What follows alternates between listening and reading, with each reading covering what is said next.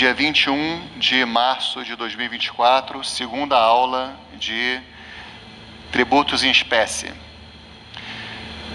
Então, estava falando que eu não ressaltei na primeira aula um aspecto que eu acho muito importante, né?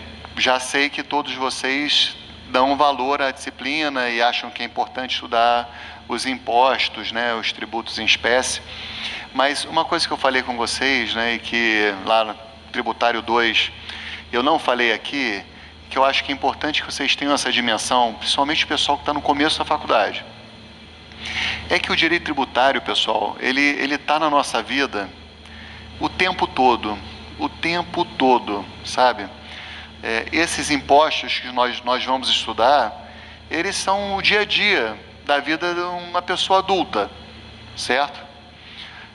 E até das crianças, para falar a verdade, né? Mas é o seguinte, pessoal, cada movimento que a gente faz, quase todos, eles importam em algum tipo de consequência tributária. Eu acho que o direito tributário ele tem mais aplicação prática na vida de uma pessoa adulta normal no Brasil do que o direito civil, o direito penal. O direito penal eu espero que nunca tenha na vida de vocês, né, nenhum tipo de necessidade de vocês terem conhecimento, né? Mas estava comentando, né, com o pessoal de Tributário 2. Bom, se alguém tem um imóvel urbano, essa pessoa ela vai ter que pagar o IPTU todo ano, saber como é que é essa tributação desse imposto, né? Fala, Pedro. Tudo bem, meu amigo? Estava fazendo uma coisa que eu não fiz ali com o pessoal no primeiro dia, que é ressaltando uma coisa muito prática da disciplina da gente, que é isso. Se você for trabalhar, espero que todos vocês trabalhem em algum momento, né? Vocês vão pagar imposto de renda. Uma vez por ano, vocês vão ter que saber como apurar o imposto de renda. A gente vai aprender isso aqui. Vai ter uma aula em que a gente vai fazer juntos uma declaração de imposto de renda. Isso é muito legal. Essa aula é uma das mais divertidas, né?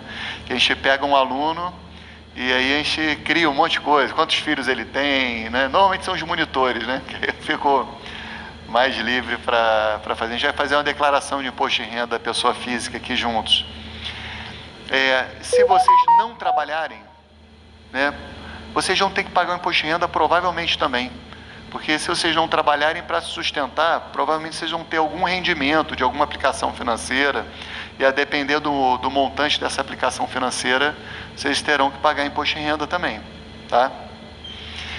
Se vocês forem prestadores de serviços, chega só um pouquinho para frente, Pedro, só para eu ter contato visual com todo mundo. Obrigado. Se vocês forem advogados, né, vocês vão pagar, além do imposto de renda, o ISS, que é o Imposto sobre Serviços, que tem uma forma de pagar específica para prestadores de serviços, ali advogados, profissionais autônomos, né? E até gente que trabalha em sociedades uniprofissionais, que a gente chama, conjunto de advogados ou contadores. Agora, se vocês quiserem fazer sei lá, o sonho da minha mulher é ter uma casa de festas infantil. Às vezes ela fala, acho que isso vai dar muito certo aqui em Caraí, tá? Né? Veja essas festas todas, eles cobram uma fortuna, vamos ficar ricos. Então eles querem ter, ela fala disso, né? Bom, se isso for considerado uma prestação de serviços, né? Isso ela vai ter uma outra forma de apuração desse recurso. E se a pessoa tiver um restaurante, ela vai ter que saber qual o tributo correto que vai pagar no seu restaurante. O que vocês acham? Quando a gente vai no restaurante, a gente vai atrás de um serviço que vai incidir o ISS, Imposto sobre Serviço, ou nós vamos atrás de uma mercadoria e vai incidir o ICMS, que na verdade é uma mercadoria que está sendo vendida para a gente, né? Ou é uma operação mista, que tem mercadoria e serviço junto, né? Então, eu sempre achei que tinha muito mais serviço ali do que mercadoria, né? A minha mulher, por exemplo, e eu, às vezes ela fala, hoje não vamos lavar a louça não, vamos lá, não precisa esquentar comida, leva a criançada toda lá para o restaurante, né? Então, mas só que a lei entende que prepondera a questão da mercadoria. Então, paga ICMS em vez do ISS. Mas tudo bem, vocês não precisam ser donos de restaurante. Vocês vão comprar uma comida. Vão comprar uma coisa aqui no Pão de Açúcar. Vocês vão ver na nota fiscal que grande parte do valor que vocês estão pagando é o ICMS. Beleza? Então, e aí vocês vão nos produtos próximos do vencimento, que tem ali, era a minha seção favorita, né? Que eu ia lá, aí pô, não tinha coragem de comprar o iogurtão lá no preço normal, né? Activia, né? Tal. Aí esperava ficar próximo do vencimento, ia lá, né? E tomava 1 litro de Activia no mesmo dia, dava um revertério danado. Então, por que é mais barato? Tudo bem, ele vai perder a mercadoria se não vender logo. Mas pode ser que ele não esteja repercutindo, ou seja, transferindo o ICMS para o consumidor final. Tá? Ele está arcando do bolso dele. Tem tributos que são assim. Por que se vocês forem para uma Localiza, forem alugar um carro, e vocês vão alugar o carro, e aí os caras vão cobrar, e você vai me dar nota fiscal. Você fala, não tem obrigação de dar nota fiscal para você. Isso é verdadeiro ou falso? No caso da locadora de automóveis, ela de fato não precisa, porque ela não paga tributo nenhum. Nem o ISS, porque não é considerado um serviço que ela faz, a gente vai ver isso. Nem mercadoria, tem um vácuo legislativo aí que essa turma não paga imposto, só paga imposto de renda e tal, né? Mas não paga nem o ISS nem o ICMS, tá? E a gente vai entender por quê. É muito interessante a explicação. Então, pessoal, vocês vão fazer compras. Aí sabe aquela história tem banco que dá 10 dias sem juros para você, né? Você vai, entra no vermelho, pode ficar 10 dias no vermelho. Aí chega lá a tua fatura, tudo bem, não cobrou juros, mas tem o IOF. Por que você paga IOF? Entendeu? Por quê? A gente vai descobrir por quê. Por que quando você compra um carro, você tem que pagar o IPVA todo mês, todo ano? E aí você, se escolher um carro híbrido, você paga um pouquinho menos, tipo, é aquele flex. E se você escolher um só álcool, paga menos ainda. E escolher um carro elétrico, né? Eu não tenho essa possibilidade, né? Carro elétrico é muito caro. Mas por incrível que pareça, o carro elétrico, a alíquota é de muito baixa. É a mais baixa que tem, 0,5%. Por quê? A gente vai entender aqui. Então a gente está... Por que, por exemplo, o chinês, nosso amigo aqui à frente da faculdade, eventualmente se vender um cigarro, 2 cigarros, ele não precisa pagar o ICMS. Por quê? Né? Alguém já pagou esse ICMS por ele. A gente vai entender esse processo.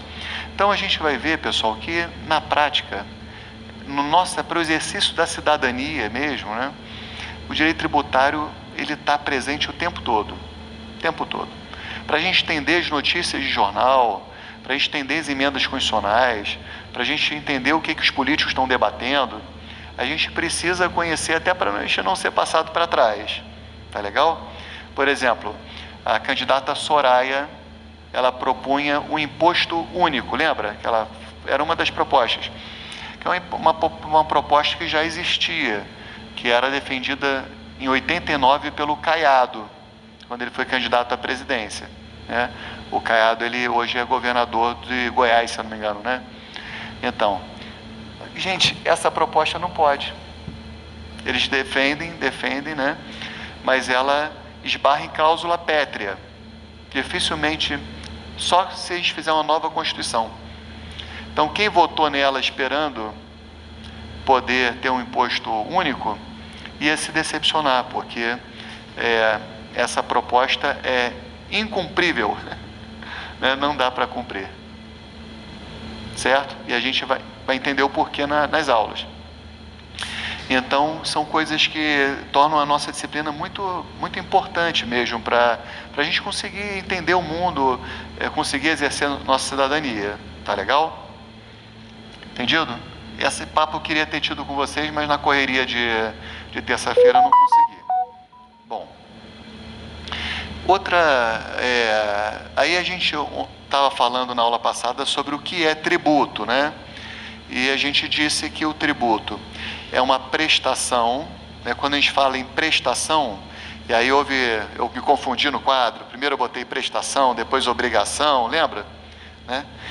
É porque é o seguinte, eu tentei explicar de uma forma um pouco melhor, mas a palavra, a gente corrigiu, botou obrigação no caderno. Mas realmente o que o CTN ele fala, e depois a gente leu o artigo 3º, ele fala de prestação mesmo, que a prestação é o núcleo da obrigação, né? Da relação obrigacional, é o núcleo. E o tributo é justamente esse núcleo, a prestação, né? A prestação de dar algo. E no caso a gente viu que é uma prestação pecuniária, né? Então é um dever de pagar moeda, pagar alguma coisa em moeda, né? Que é compulsório. Lembra que eu expliquei para vocês? O tributo tem essa característica. Ele é compulsório, ou seja, obrigatório. Você não tem como escapar da tributação. Se, por exemplo, a Línica ganhou lá com 10 mil reais com parecer jurídico que ela proferiu, certo? Bom, isso vai gerar tanto incidência do ISS, imposto sobre serviço, a atividade profissional dela, quanto ela vai ter que pagar imposto de renda, certo? Vai ter que pagar, a depender ali de outros fatores, mais ou menos 27,5% desse valor do parecer, certo? Então, de 10 mil, ela vai ficar com 7 mil e alguma coisa, tá? E se ela fala, pô, mas isso é revoltante, eu não quero pagar isso. Cadê a dignidade da pessoa humana? Cadê o valor constitucional do trabalho? Né? Cadê a OAB, pô? Né? Não quero, não tem jeito, pessoal. O tributo é compulsório. Eu não sei se eu cheguei a usar essa metáfora com vocês, sei que eu usei com eles.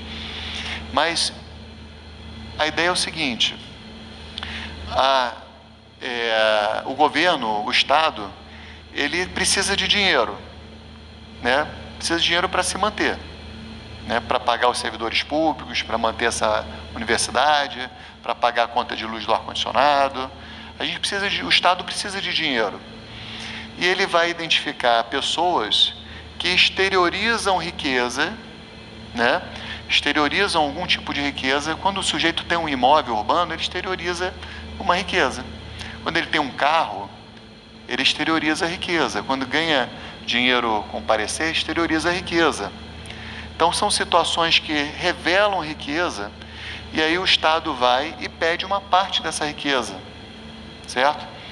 Usei essa metáfora com eles, não sei se eu usei com vocês, mas é como se eles passassem uma sacolinha, dissessem assim, olha, Clara, você tem um imóvel em Icaraí, esse imóvel vale R$1 milhão, você exteriorizou uma riqueza, você revelou uma capacidade de contribuir para os gastos públicos, então deixa 1% do valor desse imóvel para a gente, passa a sacolinha e deixa 1%, 1% de R$1 milhão, quanto é que é? 10 mil?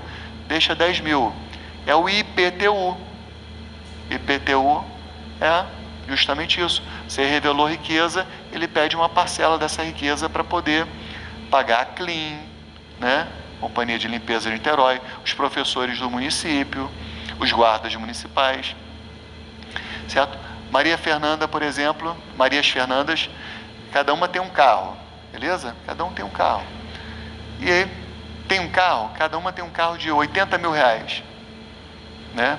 E elas estão andando com carro, o Estado, poxa, vocês têm carro? São proprietárias de carro? Então vocês revelam alguma riqueza.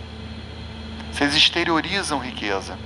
Poxa, deixa 4% do valor desse carro, a título de IPVA, para que a gente possa, para o Estado ter recurso para pagar a polícia militar, pagar o salário dos juízes no TJ, certo?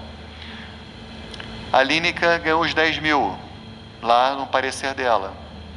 A União diz, poxa, deixa 27B aqui na sacolinha, porque eu tenho tantos gastos com as universidades federais, com as Forças Armadas, eu preciso de alguém para me ajudar a pagar isso aí. Entendeu? Então a lógica do tributo é toda essa. Jamais uma sanção por um ato ilícito. Tá? Então, vamos supor, eu ultrapassei a velocidade limite de 110 km por hora lá na Dutra.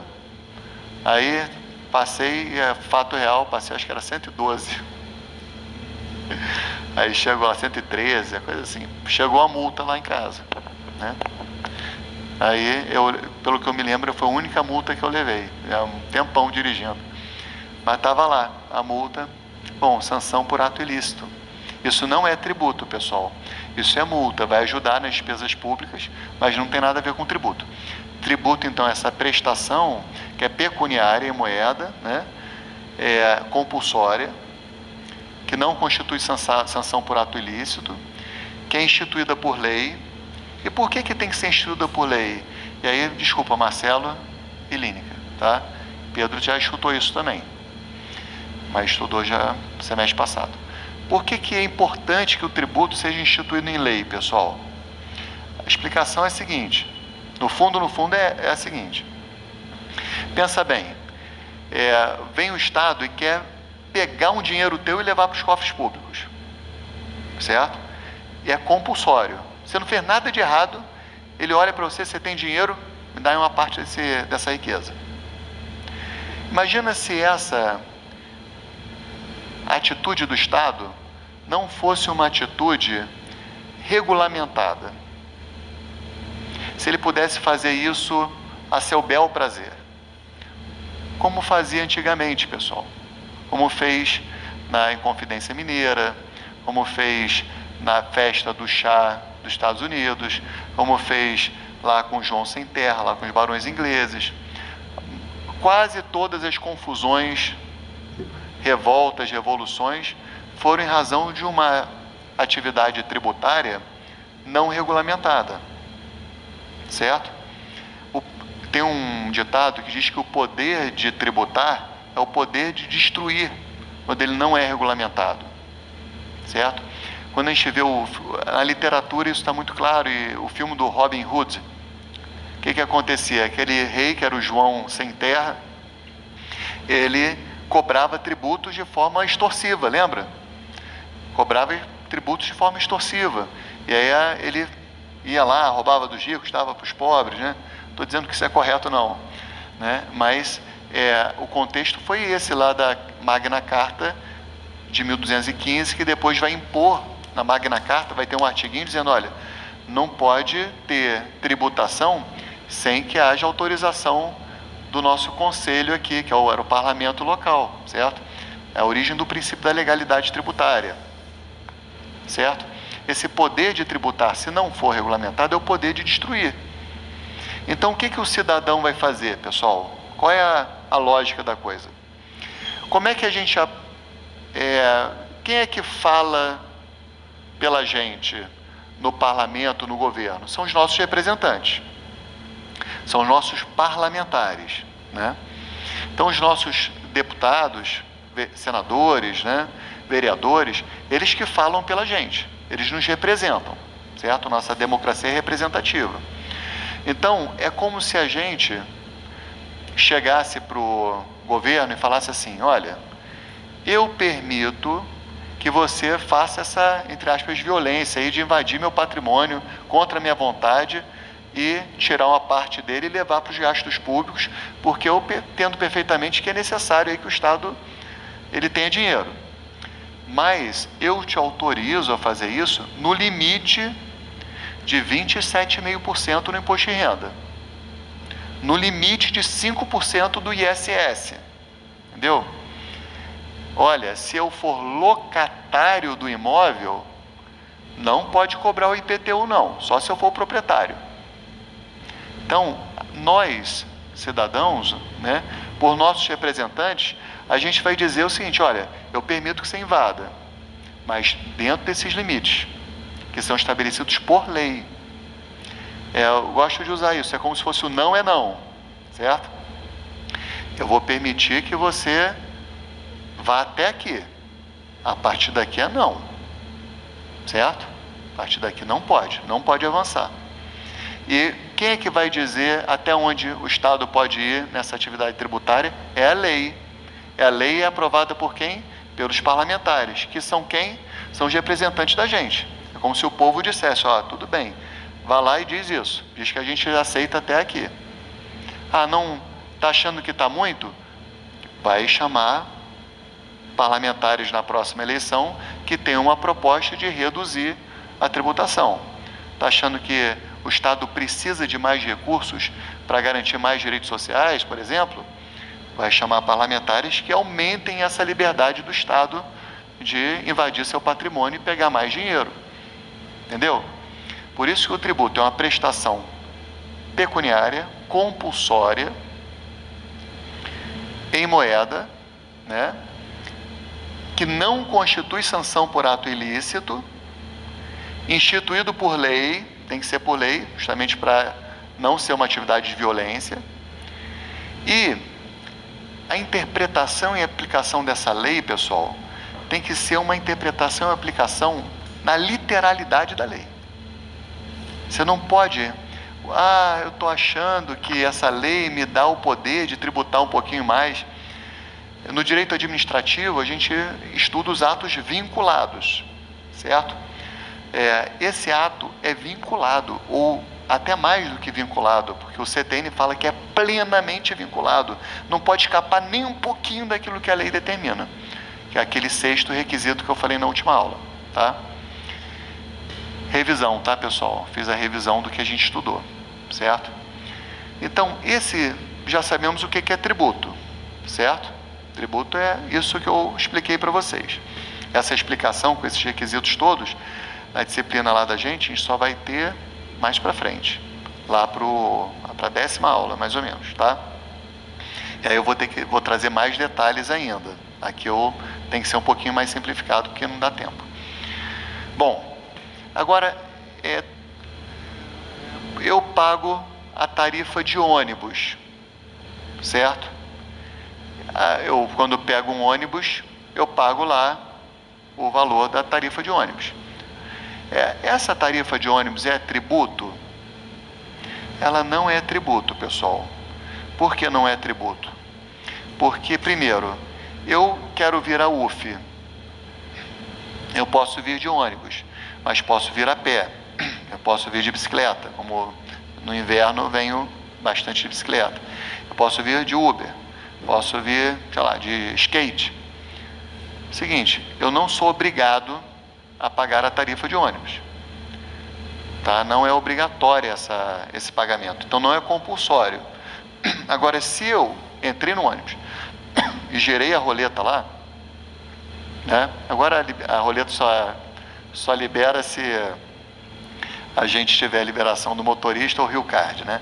Mas antigamente a gente passava e depois podia pagar. Bom, se eu entrei no ônibus e resolvi estar dispondo daquele serviço, né? Que é um contrato de transporte, claro, né? Se eu aderir a um contrato, eu tenho que pagar. Mas aí, esse dever de pagar o transporte, ele é um dever contratual, não é uma obrigação legal. Beleza?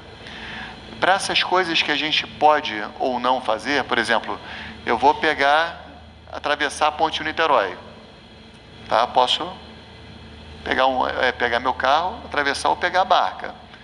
É compulsório pegar a ponte? Não, tem outra opção. Posso ir por Magé, posso pegar a barca, certo? Então, o pedágio, ele não tem natureza tributária, tá? O pedágio não tem. Ele tem a natureza de tarifa. É a mesma natureza do que a gente paga no ônibus. Tarifa. Beleza? Agora, é uma situação absurda, que hoje o Supremo entende que não se configura em lugar nenhum. Em que o único meio de se chegar a um determinado lugar seria através de uma passagem que era pedagiada, né? O Supremo entende que isso nunca vai acontecer, tá? Você sempre pode ir a pé. Mas se você tiver uma situação de compulsoriedade, o melhor exemplo é aquele que eu dei na última aula da rede de água e de esgoto, né? Falei deles para você, né? O cara está lá em Petrópolis, aí tem a rede pública de água e de esgoto que chega e conecta a casa dele com aquilo, tá? Então ele tem ali, ele recebe água e está disponível o serviço. E ele não usa, porque ele tem uma fonte de água na casa dele. E ele faz todo o tratamento do esgoto, com fossas orgânicas, ele não usa nada. Ele tem que pagar essa cobrança de água e esgoto? Sim. Por quê? Porque a natureza jurídica daí é tributária. Nesse caso, está disponível o serviço, então ele tem que pagar, independente de não utilizar. Mesma coisa a coleta de lixo, né? Ele tem que pagar, ainda que ele recicle todo o lixo dele, porque tem a natureza tributária, é compulsório. Tudo bem? Bom, dito isso, pessoal, a gente tem que saber que existem 5 tipos de tributos diferentes. Tá? Tributo é um gênero, mas existem 5 espécies tributárias. Tá? Por que eu fiz essa cara assim, né? Mateus testemunhou. Eu fiz uma cara assim. Por quê? Porque, bom, eu estou simplificando para vocês, tá? Estou já dando a posição do Supremo. Entende que são 5. Porque tem 1 milhão de correntes, né? Que a gente estuda lá em Tributário 2. Tem uma corrente de gente que entende que são só 2 espécies de tributos. Tem gente que entende que são 3. Tem gente que entende que são 4. Dessa que entende que são 4, são 2 correntes. E o Supremo entende que são 5. E tem gente que entende que são 6. Tá?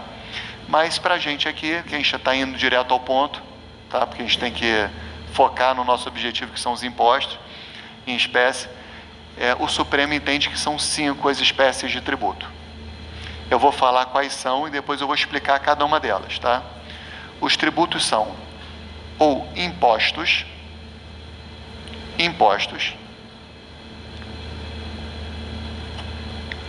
taxas,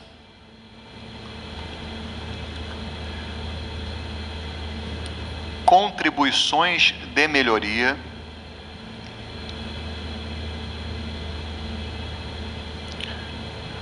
contribuições especiais, impostos, taxas, contribuições de melhoria, contribuições especiais e empréstimos compulsórios.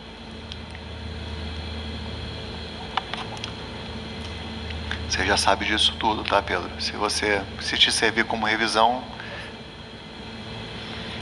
mas não vou te dar falta se você quiser voltar aqui só daqui a 3 aulas, porque... Boa. Tá legal? Impostos, taxas, contribuições de melhoria, contribuições especiais e empréstimos compulsórios. Qual a diferença entre essas espécies de tributos, esses tipos de tributos? O imposto, ele tem 2 características. O imposto, ele é não vinculado a uma atuação estatal, não vinculado a uma atuação estatal voltada ao contribuinte. Não vinculado a uma atuação estatal voltada ao contribuinte. E a arrecadação do imposto é desafetada. Vou explicar tudo isso para vocês. Então, o imposto, ele não é vinculado a uma atuação estatal dirigida ao contribuinte e a arrecadação é desafetada. Se quiserem deixar claro, desafetada a uma destinação específica. Desafetada a uma destinação específica. Vou explicar direitinho o que é isso. Então, resumindo, imposto é não vinculado e não afetado, tá? Não vinculado e arrecadação não afetada. O que significa isso, pessoal? Significa o seguinte: o imposto a gente paga independentemente do governo, do poder público, fazer qualquer coisa em benefício da gente. Ele é pago independente do poder público, da administração, fazer alguma coisa que nos favoreça. O pagamento do imposto, quer dizer, a gente vai dizer o fato gerador do imposto, né, o que gera a necessidade de a gente pagar o imposto, é algo não vinculado a uma atuação do Estado em favor da gente, daquele contribuinte. O Estado pode não fazer nada a nosso favor, a gente tem que pagar do mesmo jeito. Por exemplo, meu pai falava muito assim: poxa, filho, eu pago o IPVA e as ruas estão tão esburacadas, certo? Eu pago o IPVA e as ruas estão tão esburacadas.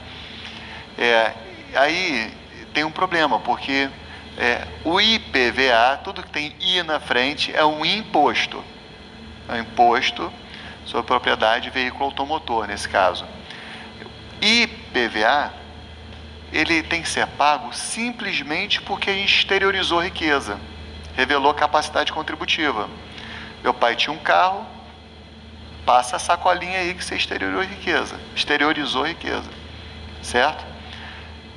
Ele é um tributo que você paga, ele está não vinculado a nenhum benefício àquele contribuinte. O Estado não precisa fazer nada, pode pegar todo esse dinheiro do IPVA, o IPVA é um tributo estadual, né? Pode pegar esse dinheiro do IPVA que meu pai pagou em Niterói e usar para a construção de uma escola estadual no município de Varre-Sai, ou no município de Aperibé, ou no município de Volta Redonda, entendeu? Meu pai vai se beneficiar? Não. O imposto é não vinculado a uma atuação estatal voltada àquele contribuinte. Por exemplo, o imposto de renda que o meu pai pagou, eu estudei na UERJ, por exemplo, então não era estadual, não era federal, a instituição era estadual, ou seja, não serviu para ajudar na formação do filho, né? Quer dizer, foi um imposto estadual que de repente alguém pagou e que nem tinha nada a ver comigo, né? E eu me beneficiei com isso, entendeu? Então o imposto, pessoal, ele não tem vinculação nenhuma à atuação estatal voltada àquele contribuinte. E a arrecadação do imposto, ela deve ficar totalmente livre. Deve ficar totalmente livre para que aquele ente que recebeu o imposto possa gastar da forma que ele entender melhor. Claro, né? Respeitando as leis orçamentárias, né? Que são aprovadas, são votadas, mas o dinheiro do IPVA, ele não está afetada, a arrecadação não está afetada à manutenção do asfalto nas vias. O dinheiro do IPVA, a arrecadação é desafetada, pode ser utilizado como aquele ente público desejar. Beleza?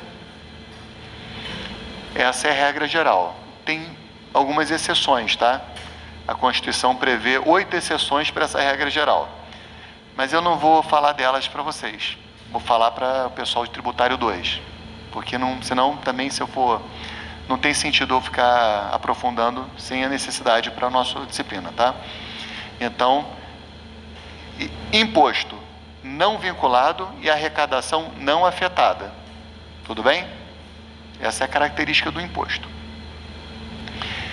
Taxas. É um tributo vinculado a uma atuação estatal.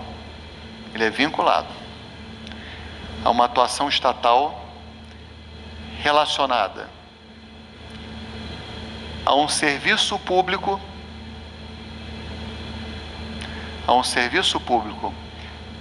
prestado ou colocado à disposição do contribuinte,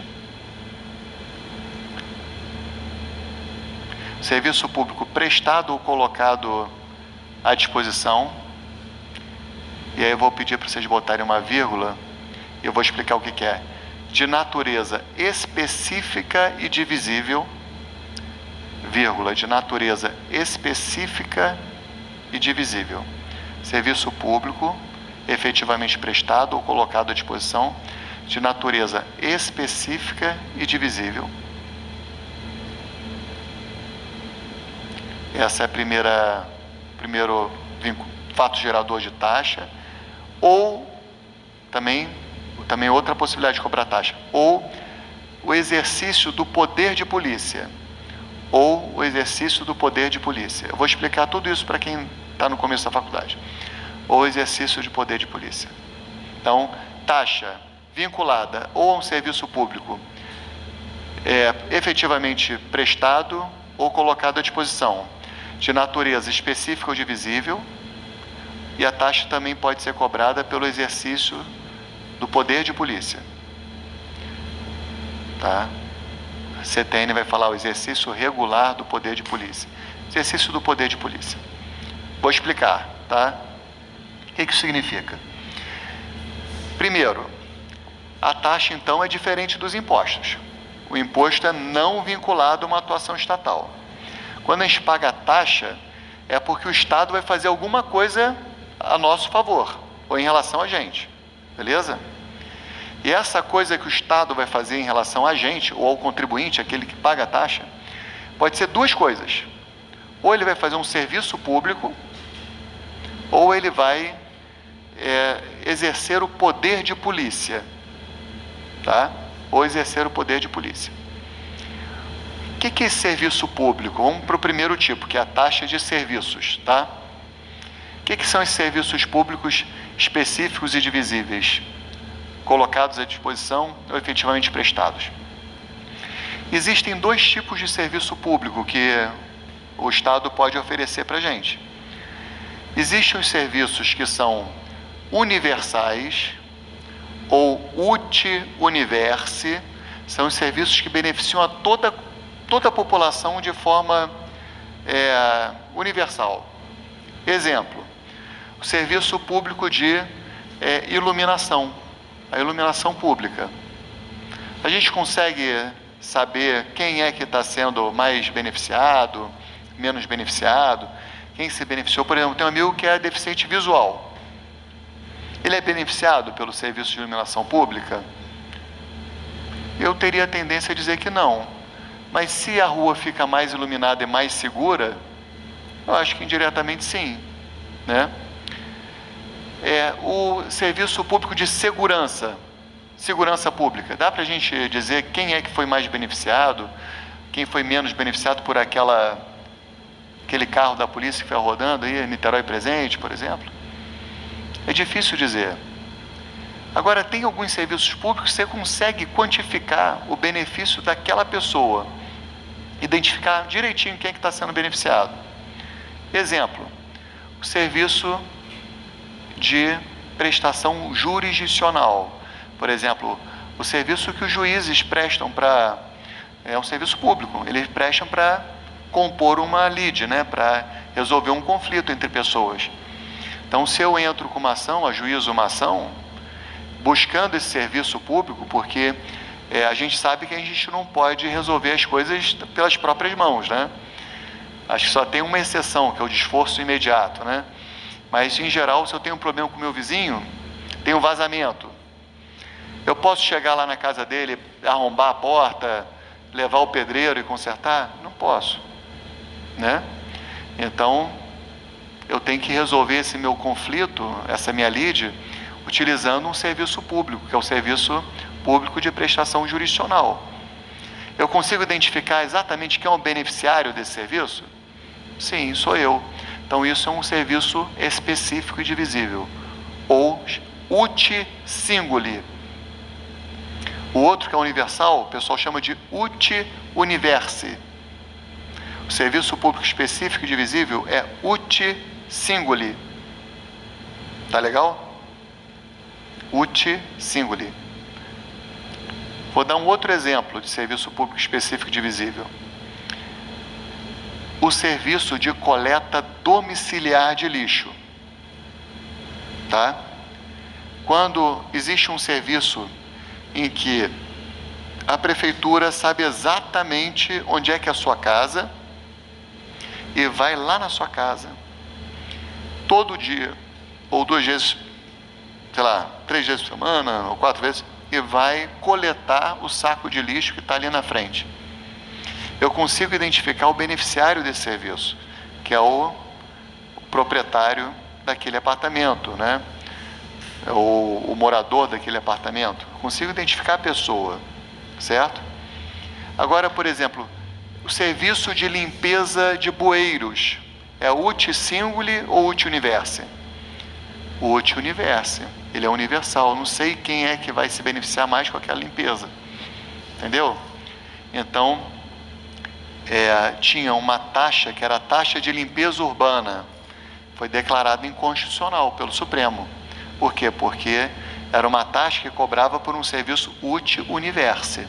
Só pode cobrar taxa de serviços uti singuli, específicos e divisíveis. Agora, a taxa de coleta domiciliar de lixo, como a gente identifica o beneficiário, foi considerada constitucional. Tinha uma taxa de iluminação pública. Iluminação pública é uti singuli ou uti universe? Uti universe. Foi declarada inconstitucional pelo Supremo. Certo? Hoje em dia está uma discussão no Supremo sobre a taxa dos bombeiros. A taxa dos bombeiros é uti singuli ou uti universe? Eu acho que é uti universe. A gente não consegue identificar, né, o beneficiário. Tudo bem, pegou fogo na casa de alguém. Você vai lá, aí tem toda uma discussão se é uti singuli ou uti universe. Isso que o Supremo está analisando para julgar a taxa dos bombeiros. Certo? Então, taxa de serviço pode ser cobrada sempre que houver um serviço uti singuli, tá? E outro fato gerador de taxa é o exercício do poder de polícia. O que é isso, gente? Eu tenho que fazer essa explicação porque o pessoal do começo da faculdade não teve direito administrativo, tá? Uma coisa é o serviço da polícia, polícia militar, polícia civil, né? Polícia federal, que às vezes tem uma atuação de investigação ou de repressão, né? Ali da criminalidade, né? A polícia ostensiva que se chama e tal. Isso é uma coisa. Poder de polícia é outra coisa. O que é o poder de polícia? O pessoal do direito administrativo já viu. É a possibilidade do Estado limitar ou restringir alguns direitos individuais para garantir os direitos coletivos, assim, a sociedade, os direitos do resto da sociedade. Por exemplo, com exemplos práticos que é bem fácil de entender. É possível fazer manifestação para pleitear, por exemplo, melhores condições de ensino ou hospitais melhores? Isso é possível. A Constituição nos garante esse direito, o direito de expressão, o direito de se manifestar.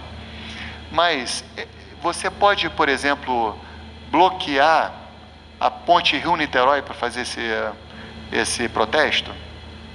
Não pode, porque você vai estar interferindo demais nos direitos da coletividade. Então, o poder de polícia é a prerrogativa estatal de restringir um pouco, limitar os direitos individuais para que seja garantido os direitos da sociedade, quer dizer, o fluxo das outras prerrogativas e liberdades do povo. Então, você pode, tudo bem, você vai protestar, mas eu, no exercício do poder de polícia, eu vou te permitir protestar em uma via, talvez, né? Uma faixa. Acho que não tem que ter protesto na ponte Niterói, que é muito perigoso. Mas na praia de Caraí, por exemplo, né? Tudo bem, bloqueia uma faixa, a outra, os carros têm que passar. Restringe um pouquinho teu direito de manifestação. Por exemplo, a Constituição me dá uma liberdade profissional para exercer minha profissão? Sim, ela me garante. Mas vamos supor que eu seja dentista. Eu posso exercer essa minha profissão sem que haja uma fiscalização estatal para ver se as condições de higiene consultório são adequadas, eu acho que é muito razoável que haja essa fiscalização, né? E aí você tem, por exemplo, uma taxa de vigilância sanitária, que é um poder de polícia, né, que vai gerar um custo para a administração e você não vai poder exercer do jeito que você quer. Você tem que cumprir lá umas regras, tem que ter um esterilizador, né, tem que ter uma coisa de higiene lá específica, certo? Por exemplo, no Rio de Janeiro, você pode exercer atividade de motorista de aplicativo? Rigor, pode. Só que no Rio de Janeiro existe uma taxa de fiscalização de transporte. Então, mesmo o motorista de aplicativo, ele tem que ir lá na prefeitura, pagar uma taxa, porque ele tem que demonstrar que aquele veículo dele tem condições de circular, que ele não tem nenhum antecedente criminal que põe em risco a segurança dos passageiros, certo? Então, você tem essa taxa. E assim a gente tem, por exemplo, eu quero ter uma boate, vamos supor, né? Fazer uma boate, danceteria. Eu posso instalar a minha boate lá em São Francisco, numa área super residencial? Bom, quem vai dizer se pode ou não é um órgão chamado Coordenação de Licenciamento e Fiscalização.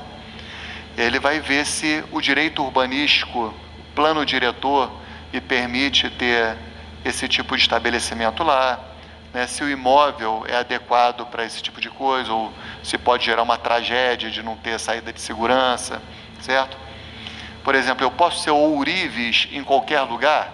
O ourives trabalha com um bujãozinho de gás, né, para derreter o ouro para fazer as joias. Em alguns lugares não pode. Então, para que você consiga um alvará da prefeitura para exercer sua profissão, você tem que passar por uma fiscalização, um exercício de um poder de polícia que vai te dizer se você pode ou não.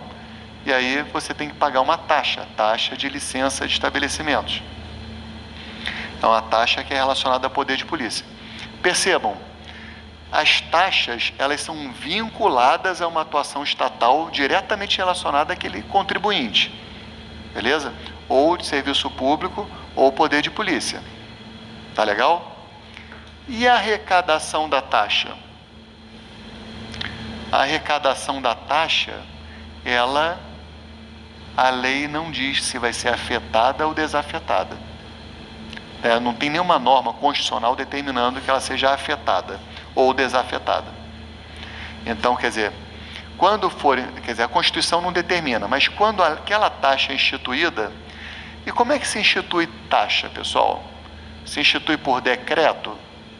Não. Qual é o instrumento necessário para instituir uma taxa?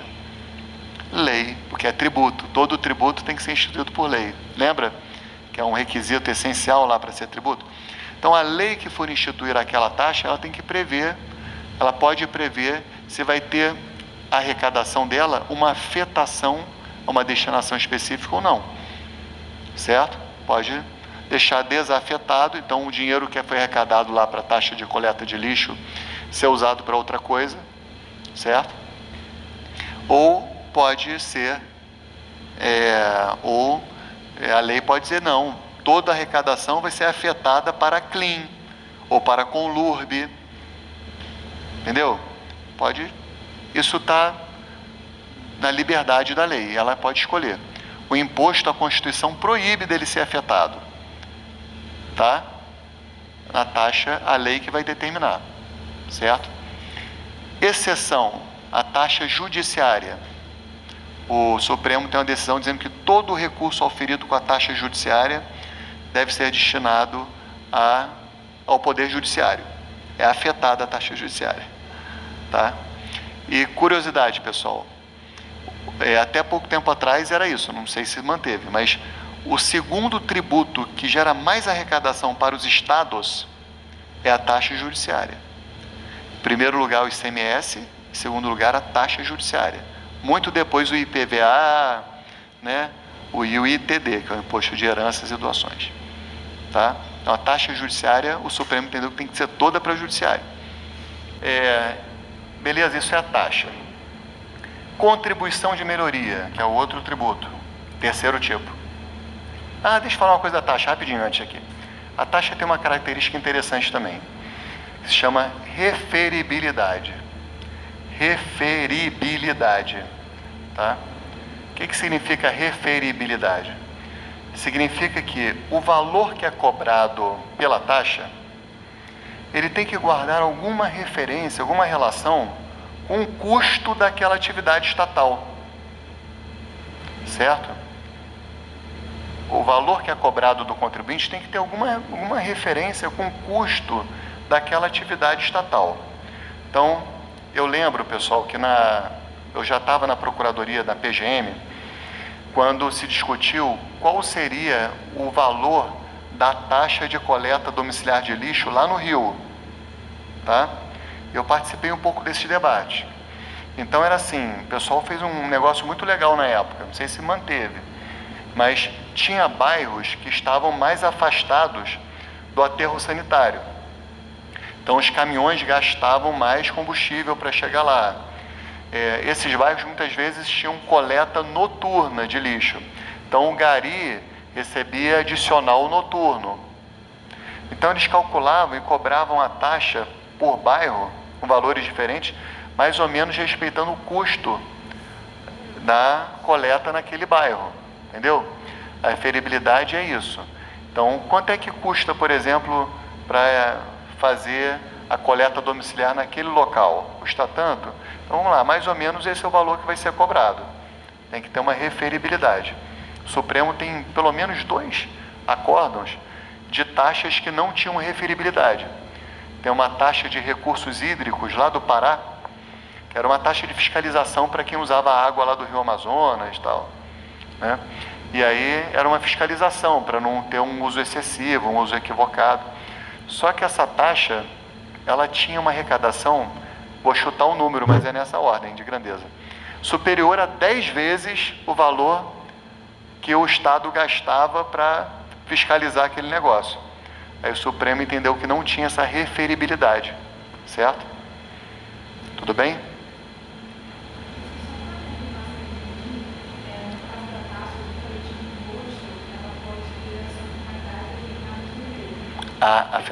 Não. Ela pode ter a arrecadação destinada a uma finalidade específica, diferente do imposto. O imposto, a arrecadação tem que ficar livre para como gestor, lá pela lei orçamentária, resolver gastar. Na taxa, pode pegar, não, tudo que você receber de taxa, a arrecadação vai ser, por exemplo, para a Conlurb, ou para a Clean, ou, por exemplo, para o Parque, a Floresta da Tijuca, por exemplo, uma taxa ambiental para o Parque Nacional da Serra dos Órgãos. Estou chutando, tá? Bom, pode ter uma taxa de poder de polícia. O visitante tem que, só pode ter um número X de visitantes por dia, vão ter lá os fiscais que vão aferir se eles estão poluindo as lagoas ou as cachoeiras.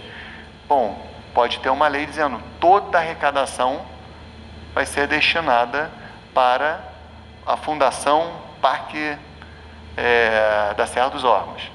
Ou não, é livre, é diferente dos impostos. Enquanto o imposto, a Constituição determina que seja desafetado, a taxa o legislador pode disciplinar como quiser. Afetada. Quando a gente fala assim do fato gerador, a gente usa a palavra vinculado. Então, o que gera aquele tributo? A propriedade do imóvel urbano gera o tributo? É um fato gerador? Então, mas é algo que é não vinculado a uma atuação estatal. Agora, quando a gente fala da arrecadação, a gente costuma usar a palavra afetada, certo? Então, o imposto é não vinculado, o fato gerador é não vinculado a uma atuação estatal, e a arrecadação é não afetada.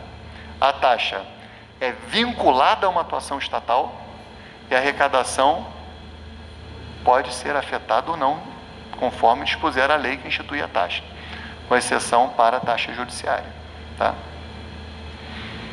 Olha, teve uma questão de concurso recente de uma procuradoria aí, eu acho que está errado o gabarito, tá? Mas saiu até a gente discutir isso com o ex-monitor. Ex-monitor não, porque ele é um eterno monitor, ele é tipo o Papa Bento, né? Que virou emérito, ele é um monitor emérito, que é o Pedro Henrique. O Pedro falou, olha, tem um gabarito de concurso aí dizendo que a referibilidade também pode significar a necessidade de afetação da arrecadação das taxas, tá? Mas isso, pessoal, não tem no Supremo, eu não vi ainda doutrina nenhuma dizendo isso, entendeu? Eu acho que esse gabarito está errado. O que eu posso dizer para vocês, porque eu sou de banca de concurso, é como a gente cobra, tá? Na PGM Niterói, PGM Rio, até o momento, a arrecadação das taxas, ela é livre, pode ser afetada ou não, de acordo com o que dispuser a lei. Tudo bem? Bom, quer falar? Não. Contribuição de melhoria, pessoal. Contribuição de melhoria. É um tributo que tem fato gerador vinculado a uma atuação estatal. Vinculado a uma atuação estatal.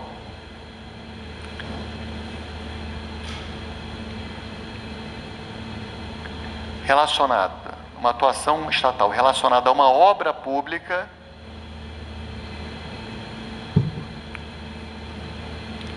que gera a valorização do imóvel do contribuinte. Contribuição de melhoria é um tributo vinculado à atuação estatal relacionado a uma obra pública que gera a valorização do imóvel do contribuinte. Vou pegar uma água lá rapidinho, enquanto vocês anotam. Valorização do imóvel do contribuinte.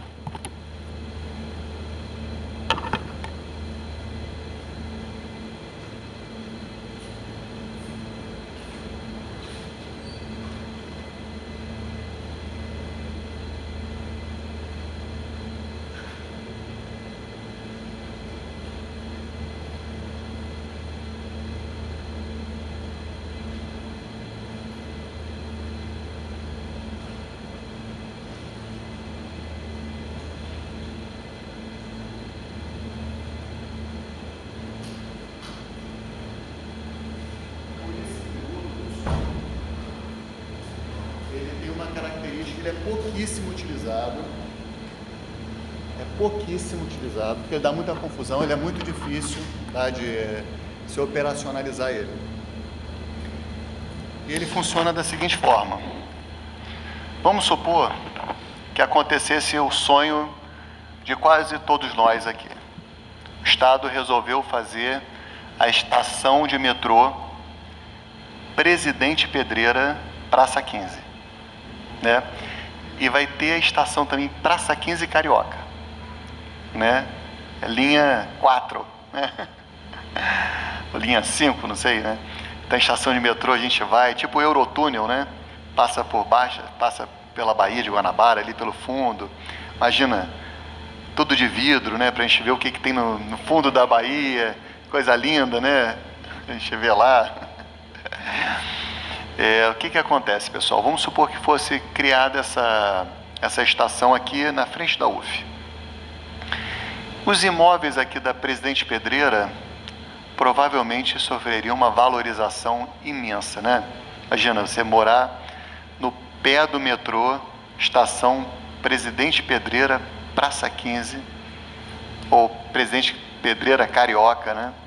Ia ser uma valorização muito grande, porque ia ser um negócio maravilhoso você morar no metrô que vai atravessa a ponte, né? Ali atravessa a Bahia, ia ser muito legal. E obra de metrô é uma obra normalmente feita pelo Estado, é uma obra estadual, certo? Essa obra custaria bilhões de reais, certo? E o Estado deverá pagar por essa obra bilhões de reais. O pessoal de Campos vai ser beneficiado com essa obra? O pessoal de Volta Redonda, Resende, Três Barras, Cantagalo, Macuco? Não, ninguém vai ser beneficiado. Então, o que vai acontecer? Esse pessoal, teoricamente, vai pagar um ICMS, vai pagar o IPVA, vai pagar o ITD para custear uma obra que vai ser feita em Niterói e que vai gerar uma supervalorização dos imóveis das pessoas que moram em Niterói, no Ingá pelo menos, certo? Então, a concepção da contribuição de melhoria é de que essa seria uma realidade um pouco injusta. Seria mais justo que as pessoas que são beneficiadas pela valorização dos seus imóveis em razão de uma obra pública, que essas pessoas custeassem essa obra pública, certo? Então, como é que funcionaria a contribuição de melhoria? Haveria uma lei que vai dizer que vai ter que ter um cálculo super complexo para aferir qual vai ser o valor daquela obra, né? Qual vai ser a valorização dos imóveis das pessoas do entorno da obra, e a lei vai estabelecer que essas pessoas elas vão pagar esse tributo, contribuição de melhoria, que no máximo, quer dizer, o valor máximo que a pessoa vai pagar vai ser o da valorização do imóvel dela. Então, se o imóvel valia 500 mil e passou a valer 800 mil, o valor máximo que a pessoa vai pagar é 300 mil. Beleza? Esse valor pode ser pago ao longo de muitos anos, e aí vai ter uma regrinha que eu não vou explicar para vocês, você vai saber também, quando vocês fizerem tributário 2, vocês vão entender. E não pode também a arrecadação da contribuição de melhoria ser maior do que o custo da obra, tá? Se a obra custou, sei lá, 3 bilhões de reais, não pode haver uma arrecadação de 4 bilhões de reais, tem que ser o limite máximo, é o custo da obra, tá? Então, esse é um tributo que é vinculado a uma atuação estatal relacionada a uma obra pública que gerou a valorização do imóvel do contribuinte. E a arrecadação, a doutrina não fala muito não, mas eu acho que a lógica é que essa arrecadação seja afetada a essa obra pública, tá? A doutrina não fala, é simplesmente omissa, mas a arrecadação me parece que ela tem que ser afetada, tá legal? Tudo bem? Essa é a contribuição de melhoria. Pouquíssima, muito pouco usada no Brasil. A lei que trata dela é restritiva para os tipos de obra. Então, há um caso, depois até eu tinha dúvida se era lenda urbana ou se era verdade. Vocês sabem que o centro do universo fica ali em Goiás, né? O pessoal ali, tem o pessoal da Nova Era, né? Tem ali o pessoal, e aí teve um prefeito de uma cidade lá que quis cobrar contribuição de melhoria para instituir um ufódromo, né, que é um aeroporto para naves espaciais. E aí esse é um dos casos que foi para jurisprudência, tudo, depois confirmou e houve mesmo essa tentativa, tá, de construir um aeroporto para nave espacial. E é mais usada para estradas, para construir estradas, enfim, a lei determina, em tributário 2 a gente estuda com mais profundidade, tá? Pouquíssimo utilizado. Quarta espécie tributária, contribuições especiais.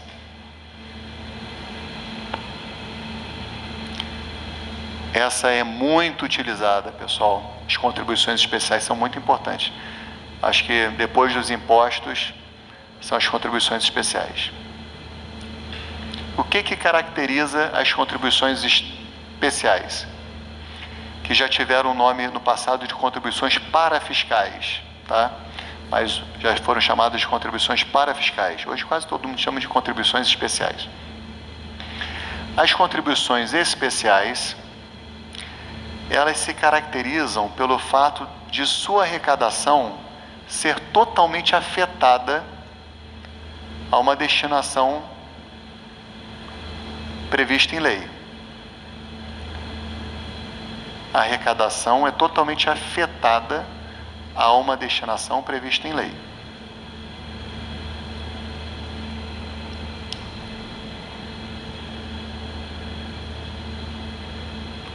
não se indaga sobre se ela é vinculada ou não a uma atuação estatal. Isso tanto faz, tá?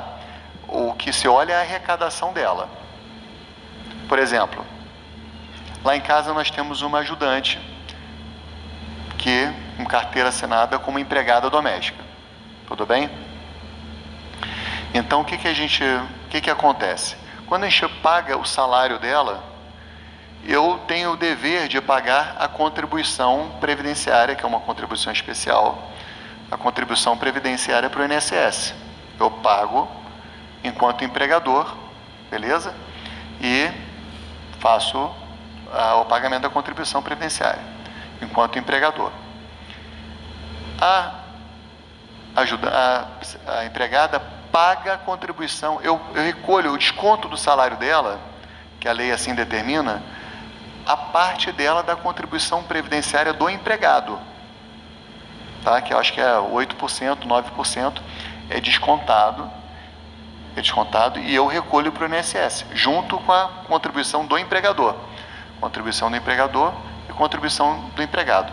Ambas são contribuições especiais, certo? Essa contribuição que ela paga gerará no futuro a possibilidade dela se aposentar, dela obter um auxílio doença, dela ter alguns benefícios previdenciários. Ou seja, para ela existe uma vinculação a uma atuação estatal. Vai ter uma atuação estatal em benefício dela por essa contribuição especial. Para mim, não. Eu vou pagar e eu não vou ter nenhuma vantagem assim, pessoal com aquele pagamento da contribuição previdenciária. Então, na contribuição especial, não há preocupação se ele é vinculado ou não a uma atuação estatal, que pode ser ou pode não ser. A preocupação é só com a arrecadação, porque esse recurso que a gente recolhe é uma contribuição que será utilizada necessariamente para a Seguridade Social, tá? Então, todo esse dinheiro tem que ser utilizado ou para a saúde, ou para assistência social, ou para a previdência. É uma contribuição para a Seguridade Social. Tudo bem? Por exemplo, a contribuição do salário e educação, que algumas empresas pagam, a arrecadação é totalmente afetada à educação. Vocês perceberem na conta de luz de vocês, tem uma COSIP, que é uma contribuição de iluminação pública, tá?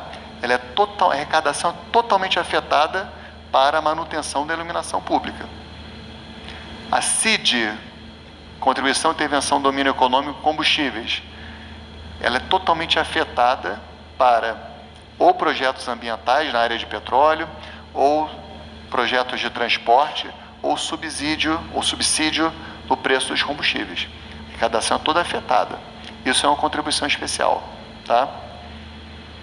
Essa é a mais importante. Tem doutrinadores que vão dizer que a contribuição especial, ela tem uma natureza muito próxima das taxas, mas não está relacionada a uma pessoa específica, mas a um grupo.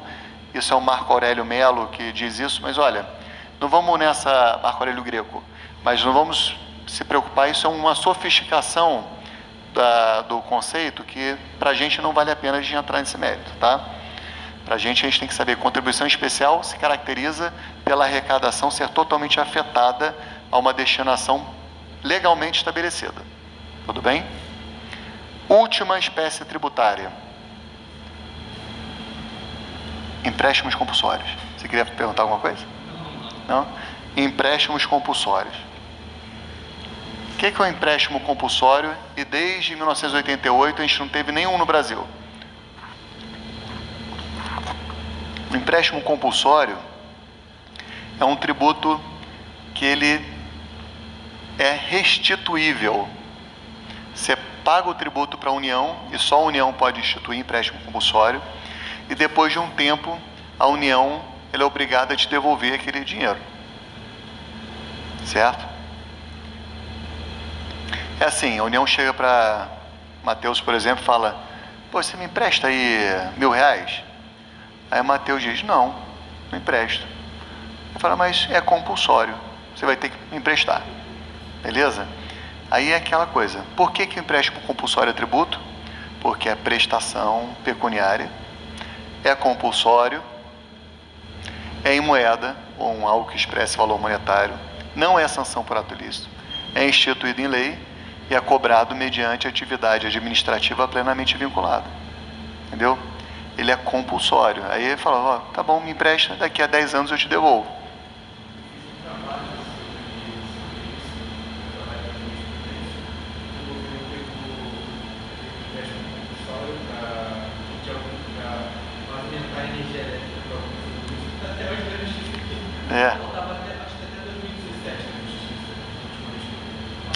Então, o que que acontecia? Na época do regime militar, os empréstimos compulsórios, eles eram instituídos pelo decreto-lei. O decreto-lei é o pai da medida provisória, né? Então, é aquele, para o pessoal que está no começo aí, normalmente as coisas têm que ser feitas por lei, os tributos têm que ser feitos por lei, certo? Só que existe uma previsão que, em caso de urgência e relevância, o Poder Executivo ele pode adotar medidas provisórias, beleza? Que são instrumentos normativos que têm força de lei, e aí o Congresso tem um prazo, salvo engano 60 dias, né, prorrogáveis por mais 60 atualmente, para converter ou não aquela medida provisória em lei, beleza? Essa é a regra atual. Na década de 70, de 60, até a Constituição de 88, existia uma coisa parecida que era o decreto-lei, certo? Em que o Poder Executivo podia editar decretos-leis e não tinha essa coisa do Poder Legislativo ter um prazo para aprovar. Ela podia ser prorrogada indefinidamente, tá? E aí o que acontece? Os empréstimos compulsórios que foram criados, eles foram criados todos por decreto-lei. O Poder Executivo fazia o decreto-lei e ia prorrogando, o Congresso não apreciava a coisa. Quando veio a Constituição de 88, a Constituição de 88 previu a medida provisória, mas ficou com muito medo de ser editado os empréstimos compulsórios por medida provisória. Então, o que o Constituinte fez? Ele disse assim, empréstimo compulsório só pode ser instituído por lei complementar. Beleza? O pessoal aí do começo já sabe o que é lei complementar? Né, do terceiro período? Então, que é uma lei que exige uma maioria absoluta para sua aprovação, certo?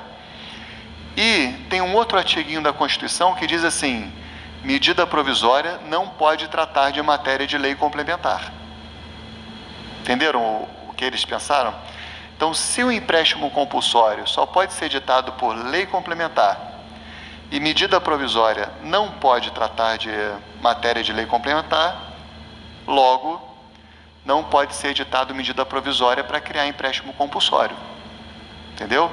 Então, a lei complementar, o empréstimo compulsório é um dos pouquíssimos tributos que exige lei complementar para sua instituição. Quase todos são lei ordinária. A gente vai ver isso mais para frente. Tá legal? Então, e o empréstimo compulsório, pessoal, só para finalizar a aula? Então, ele tem essa característica de ser restituível.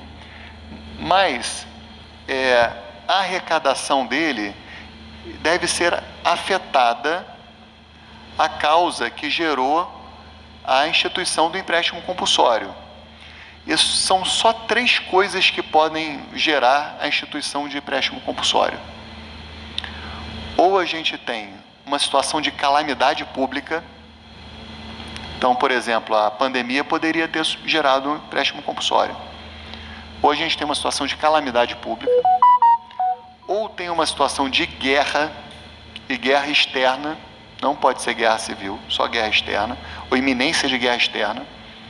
Então, calamidade pública, guerra externa, ou a necessidade de um investimento público urgente de caráter nacional. Então, investimento público urgente de caráter nacional. Só essas 3 situações que podem gerar a criação de empréstimo compulsório. Então, se, por exemplo, foi criado um empréstimo compulsório por conta da pandemia do coronavírus, e aí estourou uma guerra com a Venezuela. O dinheiro desse empréstimo compulsório, que foi criado por conta da pandemia, não pode ser utilizado na guerra. Ele é totalmente afetado ao objeto da sua criação. Foi criado o empréstimo compulsório porque teve tragédia em Friburgo, morreu mais de 1.000 pessoas, porque teve deslizamento de terra, enchente, não sei o quê. Não pode usar esse dinheiro para socorrer as vítimas da seca do Nordeste. Ele é totalmente afetado. E a gente diz que ele é duplamente afetado, porque é afetado a esse objeto de sua criação, e é duplamente afetado porque ele tem que ser devolvido depois o dinheiro ao contribuinte, tá? Ele tem essa característica. Desde 88 não tem nenhum empréstimo compulsório. Tudo bem? Certo? Então, atenção para a gente finalizar. No nosso curso, nós estudaremos os impostos, todos eles. Esse curso, que é Tributos em Espécie 1, se dedica aos impostos. Vamos estudar todos os impostos do Brasil, tá? E se der tempo, no final, a gente vai ter umas aulinhas sobre contribuição. Vou falar rapidamente de taxa, mas a ideia do curso é aprofundar nos impostos. Tudo bem? Vou me dedicar a eles. Tributos em espécie 2 seriam os outros tributos, mas a gente não oferece ainda por absoluta falta de condições